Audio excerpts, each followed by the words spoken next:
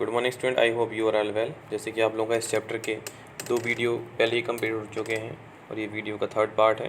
तो आज का जो हमारा टॉपिक है वो है growing up male in Madhya Pradesh in 1960। The following is adopted from an account of experience being in a small town in Madhya Pradesh in 1960. From class 6 onwards, the boys and girls went to separate school. The girls' school was designed very differently from the boys' school.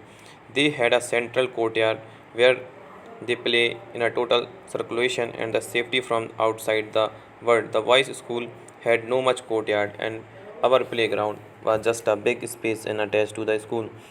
Every evening, once the school was over, the boys watched hundreds of the girls crowded the narrow street. As these girls walked on the streets, they looked so powerful. This was unlike the boys who used to street as a place to stand around idling to play, to try to out tricks with their bicycle.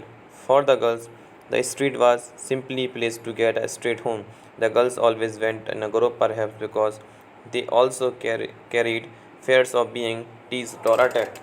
देखिएगा कि 1960 में मध्य प्रदेश के एक छोटे से शहर में रहने और स्कूल जाने का इसमें टॉपिक में वर्णन किया गया है। तो कक्षा 6 में आने के बाद लड़कियों और लड़कियों के स्कूल अलग अलग हो जाते हैं। लड़कियों के स्कूल लड़कों से बिल्कुल अलग ढंग से बनाए जाते थे। उनके स्कूल के बीच में एक आंगन होता था जहाँ वे बाहरी दुनिया से अलग रहकर स्कूल की सुरक्षा में खेलती थी। लड़कों के स्कूल में ऐसा कोई आंगन नहीं होता था, बल्कि उनके खेलने का मैदान बस एक बड़ा सा खुला मैदान था जो स्कूल से लगा हुआ था। हर शाम स्कूल के बाद लड़के सैकड़ों लड़कियों की भीड़ को सकरी गलियों में जाते हुए देखते थे। सड़कों पर जाती हुई ये लड़कियां बड़ी गंभीर दिखती थीं। यह बात लड़कों से अलग थी जो सड़कों पर अनेक कामों के लिए उपयोग करते थे, जैसे यूं ही खड़े खड़े खाली समय व्यतीत करने के लिए, दौड़ने और खेलने के लिए, साइकिल चलाने के कर्तव्यों को आजमाने के लिए। लड़कियों के लिए ये गली सीधे घर पहुंचने का एक माध्यम थी। लड़कियों को हमेशा समूह में ही जाया करती थी या ग्रुप में ही जाया करती थी। शायद उनके मन में एक डर रहता था कि कोई इन्हें छेड़ ना दे या ना उन पर कोई हमला कर दे।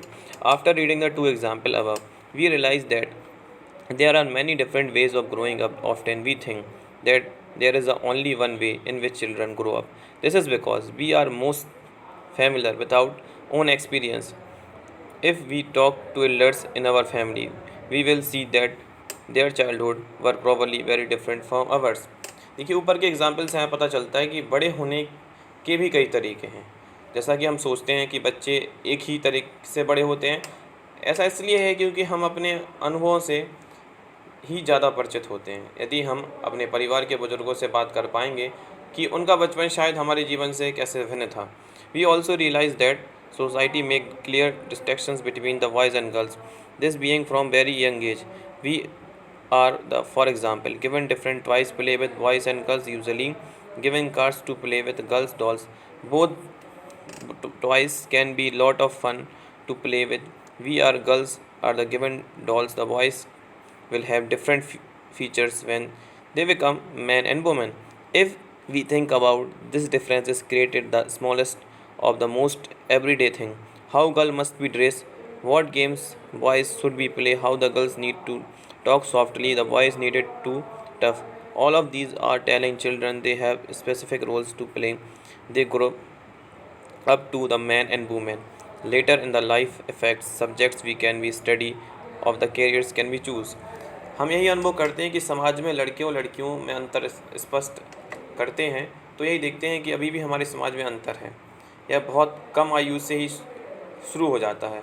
उदाहरण के लिए उन्हें खेलने के लिए विभिन्न खिलौने दिए जाते हैं। लड़कों को हमेशा खेलने के लिए कार दी जाती है और लड़कियों को हमेशा गुड़िया दी जाती है। दोनों ही खिलौने खेलने में बड़े आनंददायक होते हैं। फिर लड़कियों को गुड़िया और लड़कों को कार ही क्यों दी जाती है? खिलौनों बच्चों को यह बताने का माध्यम बन जाते हैं कि जब वे बड़े होकर स्त्री या पुरुष बनेंगे तो उनका भविष्य अलग अलग होगा। अगर हम विचार करें तो यह अंतर प्राय प्रतिदिन की छोटी छोटी बातों में बनाकर रखा जाता है। लड़कियों को कैसे कपड़े पहनने चाहिए, लड़के पार्क में कौन कौन से खेल खेलें, लड़कियों को धीमी आवाज़ में बात करनी चाहिए, लड़कों को रौब से। और ये सब बच्चों को यह बताने का तरीका है कि जब वे बड़े होकर स्त्री या पुरुष बनेंगे तो उनकी विशिष्ट भूमिकाएँ होंगी। बाद में जीवन में इसका हमारे क्या प्रभाव पड़ता है देखिएगा, लड़कियों को उनके हिसाब से उन्हें का ड्रीम नहीं चुनने का मौका दिया जाता है। देखिएगा, लेकिन आज हमारी समाज काफ़ी बदल चुकी है, लड़कियां भी आगे बढ़ रही हैं, लड़कियों को भी मोटिवेट किया जा रहा है आगे बढ़ने के लिए। तो देखिएगा, समाज में धीरे धीरे परिवर्तन आया है। देखिए, विलेज स्तर पर भी लड़कियां जो पहले स्कूल नहीं जाया करती थी, वो आज स्कूल जाने लगी हैं। सरकार ने काफ़ी कोशिशें की हैं कि लड़कियों को स्कूल पहुंचाया जाए, और सरकार ने भी उनके 1 से 12 तक की वो शिक्षा है वो मुफ्त कर रखी है कि लड़कियां स्कूल पहुंचें और शिक्षित हों। देखिएगा, जब तक हमारा देश शिक्षित नहीं होगा, तब तक कि हम आगे नहीं बढ़ पाएंगे। देखिए, अगर देश को शिक्षित करना है तो उसमें लड़कियां भी रहते हैं, लड़की भी रहते हैं, तो सभी को शिक्षित होना ज़रूरी है। अगर देश के नागरिक शिक्षित होंगे तो वो देश को आगे ले जाएंगे। तो देखिएगा, हमारे देश में जो जेंडर गैप है वो धीरे धीरे कम होता चला जा रहा है। जो एक ज़माने में, अगर आप लेट 60s में चले जाइएगा, तो ये जेंडर गैप काफ़ी बड़ा था। देखिएगा कि ये जेंडर गैप शायद धीरे धीरे भर जाए और देश में समानता आने लगे। तो आप लोगों का जो टॉपिक है ये यहीं फिनिश होता है। Thank you. और आपका जो नेक्स्ट टॉपिक है मैं नेक्स्ट वीडियो में अपलोड करूँगा। अगर आप लोगों को कोई प्रॉब्लम है तो आप मुझे संपर्क कर सकते हैं। Thank you.